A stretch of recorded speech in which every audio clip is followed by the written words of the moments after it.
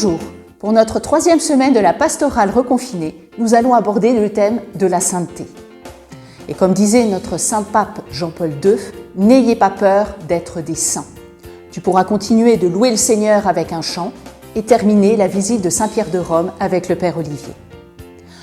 Tous les jours, nous fêtons un saint différent. Ils sont nombreux, très nombreux. Ils dépassent en nombre le nombre des saints du calendrier. Certains sont connus, d'autres inconnus. Qui sont-ils? Pourquoi sont-ils devenus saints? Etc. etc. Le Père Olivier va répondre aux questions que tu te poses sûrement. Bonjour à tous. Aujourd'hui, je vais essayer de répondre à vos questions sur la sainteté. Comment être saint? Il n'est pas toujours facile d'avoir une idée claire de la sainteté. Si on regarde la vie des grands saints, on peut être découragé et se sentir incapable d'accomplir les mêmes choses qu'eux. En fait, pour être saint, je dirais qu'il ne s'agit pas d'abord de faire quelque chose. Être saint, c'est vivre pleinement de la vie de Dieu, de sa grâce, de son don gratuit. Mais quel est ce don? Jésus nous le montre dans l'Évangile. Il n'y a pas de plus grand amour que de donner sa vie pour ceux qu'on aime.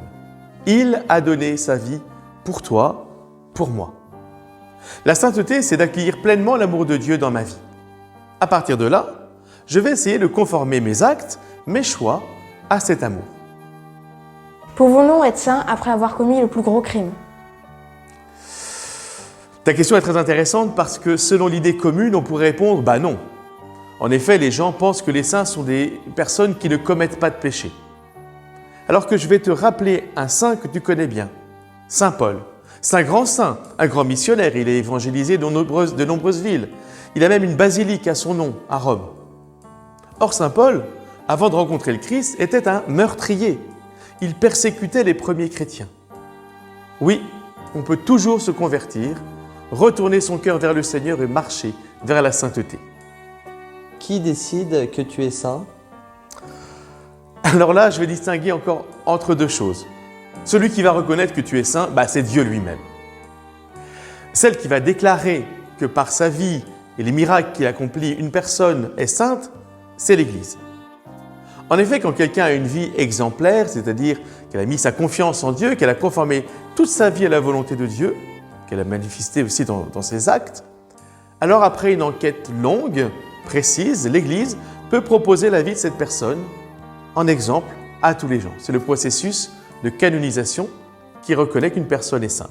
Qu'est-ce que Jean-Paul II a fait dans sa vie pour montrer qu'il ne faut pas avoir peur d'être saint? Jean-Paul II a fait énormément de choses. Comme pape, il a beaucoup enseigné, il est allé souvent voir les chrétiens, les non-chrétiens partout dans le monde. Mais avant d'être pape, il était prêtre. Et en tant que prêtre, il a essayé d'être le plus fidèle possible à sa vocation. Et je te répondrai ça. Il nous a montré qu'il fallait pas avoir peur d'être saint en vivant pleinement notre vocation, c'est-à-dire en répondant le mieux possible à ce que Dieu nous demandait. C'est valable aussi pour toi. Être saint, c'est pas accomplir des choses extraordinaires, c'est avant tout vivre ta vie quotidienne sous le regard de Dieu, déjà comme collégien, et puis ensuite dans la vocation qui sera la tienne. Quelle est la différence entre un saint et moi? Alors là, la différence en fait n'est pas grande, mais elle est essentielle. Un saint est parvenu à la communion parfaite avec Dieu au ciel. Toi, tu es encore sur le chemin. Le plus important n'est pas de se comparer aux saints, mais de se dire, si eux l'ont fait, moi aussi, je le peux. Et pour ça, il y a deux moyens. 1. Reconnaître ce que Dieu me donne chaque jour. Et 2. Le partager autour de moi, à mes amis, et leur dire, si Dieu m'aime, il t'aime aussi. Voilà, j'espère que j'ai répondu à quelques-unes de vos questions. Si vous avez des questions complémentaires ou d'autres choses à me demander, n'hésitez pas à me le demander dans la cour, quand on se croisera. En tout cas, merci pour ces questions. Merci à ceux qui ont participé à ce topo. Et je vous dis à très bientôt. Passez une très bonne semaine.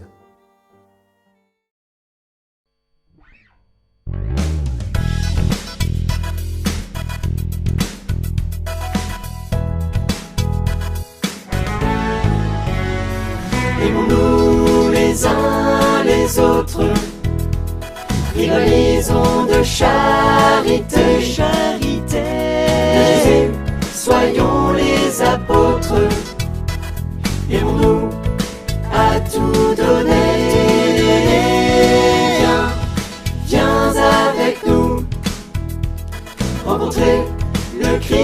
ressuscité, viens accueillir son amour. Il nous l'a donné pour l'éternité. Laissons tomber nos rancœurs, acceptons de nous pardonner. Offrons-le.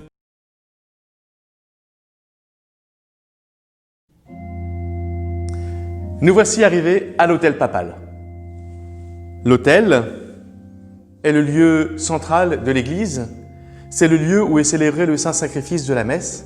On reconnaît les cierges et la croix sur l'autel. Et l'autel de Saint-Pierre est construit juste au-dessus de la tombe de l'apôtre Pierre. On le sait par la tradition, mais on le sait aussi parce que le pape Pie XII, au XXe siècle, a entrepris des fouilles sous la basilique. Il fallait beaucoup de confiance et de foi pour creuser sous la basilique sans savoir vraiment scientifiquement si on allait retrouver le tombeau de Pierre. Eh bien, on a trouvé sous la basilique une nécropole romaine, un cimetière romain. Et plus on se rapproche sous terre de l'emplacement de l'autel de la basilique, plus on se rend compte que des tombes ont été disposées en cercle autour d'un petit édifice de briques et de tuiles, dans lequel on a retrouvé des ossements de quelqu'un du 1er siècle qui a vécu 70, 80 ans, quelqu'un qui a eu un métier physique, et on a retrouvé des pollens de Palestine. Beaucoup de choses qui nous font penser qu'il s'agit bien des restes de Saint-Pierre.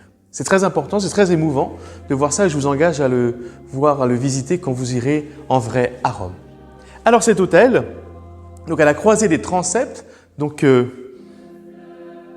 vous avez ici le transept des confessionnaux, c'est-à-dire cet emplacement dans la basilique où les gens viennent recevoir le sacrement de pénitence et de réconciliation. Et vous voyez, quand on fait ce tour, on voit qu'il y a de grands piliers, de gros piliers avec des statues. Il y a une statue d'une femme qui est Sainte Hélène avec une croix. C'est la mère de Constantin qui a rapporté les reliques de la Passion de Jérusalem à Rome. De l'autre côté, vous avez un soldat romain avec une lance. Alors c'est Saint Longin, on n'est pas sûr de son nom, mais c'est le nom qu'on lui a donné. C'est en témoignage du centurion romain qui, au pied de la croix, eh bien, va déclarer « Celui-ci est vraiment le Fils de Dieu ». Quand on continue notre regard vers la nef, on se retrouve face à cette nef majestueuse que nous avons vue un peu avant, avec la porte d'entrée, toute la nef. Ici, vous avez la statue de Saint André. Et quand nous levons les yeux, eh bien, nous arrivons à cette magnifique coupole. La hauteur totale de la basilique est de 137 mètres.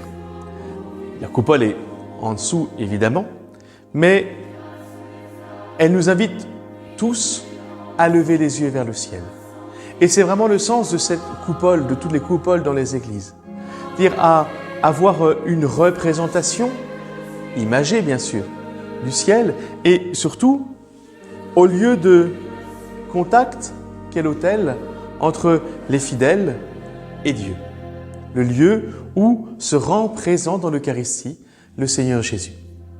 Ce baldaquin au-dessus de l'autel, qui est tout en bronze et qui malgré tout manifeste une vraie légèreté avec la représentation du Saint-Esprit sur le toit du baldaquin. Je vous laisse regarder ces merveilles d'un peu plus près et nous nous retrouvons pour voir ce qui se passe derrière à l'abside de la basilique.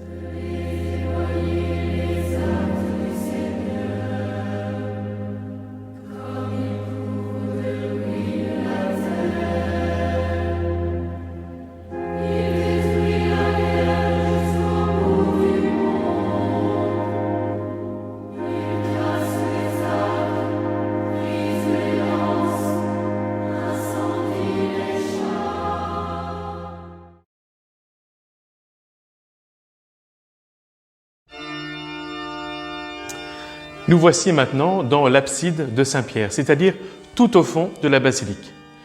Vous voyez que nous sommes passés de l'autre côté de l'autel.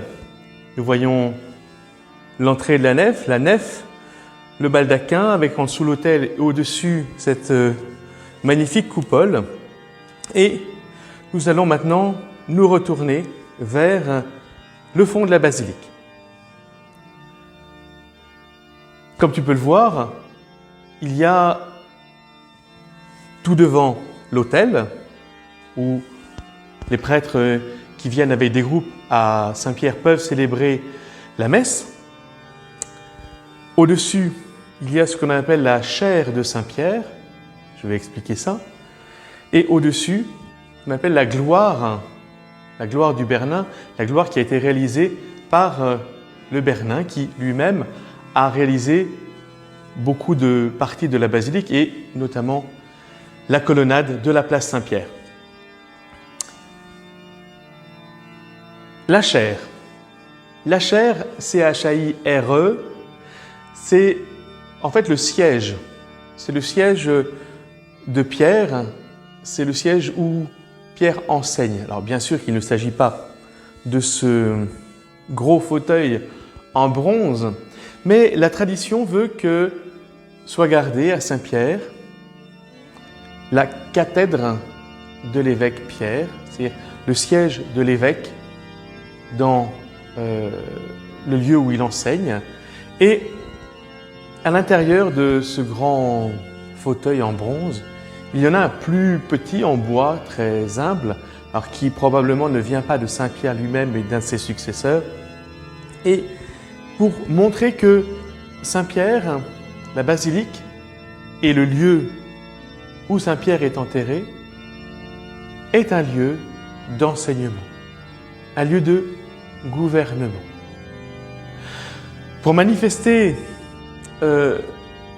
l'enseignement et la sûreté de l'enseignement du magistère, c'est-à-dire du pape et des évêques rassemblés autour de lui, eh bien, il y a 4 pères de l'Église, 4 évêques, pères de l'Église, qui soutiennent ce grand siège. Saint Ambroise de Milan, Saint Augustin, Saint Athanase et Saint Jean Chrysostome. C'est important de voir le lien qu'il y a entre ce siège qui symbolise l'autorité du pape et les évêques qui sont en dessous. Non pas seulement en infériorité, mais que l'autorité du pape est liée à l'autorité des évêques rassemblés autour de lui. Au-dessus, il y a cette gloire du Bernin avec une représentation du Saint-Esprit. Pour, là encore une fois, manifester que c'est par la grâce de l'Esprit Saint que Pierre et ses successeurs enseignent, gouvernent l'Église. Donc, on a le Saint-Esprit, la chaire de Saint-Pierre qui est le lieu de l'enseignement et l'autel qui est le lieu du sacrifice de la messe. Les 3 sont liés. Voilà, nous avons terminé la visite de la basilique Saint-Pierre. Je te laisse regarder les merveilles du plafond de Saint-Pierre. J'espère que cette visite t'aura plu, intéressé, appris certaines choses. Nous retrouverons un autre jour pour une autre visite d'un autre lieu saint de l'Église catholique.